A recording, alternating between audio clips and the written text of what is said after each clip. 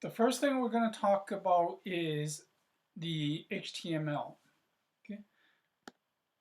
So I already created a HTML file called class.html. I'm going to have the code on my website, so you can just copy and paste. Copy and paste the code and put it into an editor. So if you're using Windows, use Notepad. If you are using a Mac, you can use the text editor, text edit, or in my case, I just use Xcode. Once you created this file called class.html, double click on it, or just open with your browser. You can open it with Internet Explorer if you have Windows, or in my case I will use Safari, or I would actually use Chrome.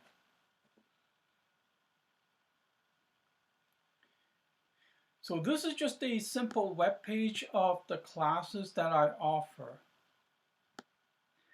Now, the HTML is the elements on your web page, so it could be as simple as a paragraph, which is your P tag, or it could be a header tag like in H1, H2, etc.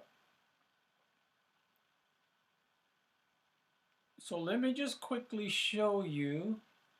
To change the content, let's just remove this. Now it says PingGuo Academy Classes 2. So if I refresh it, the Classes 2 is gone. It only says PingGuo Academy.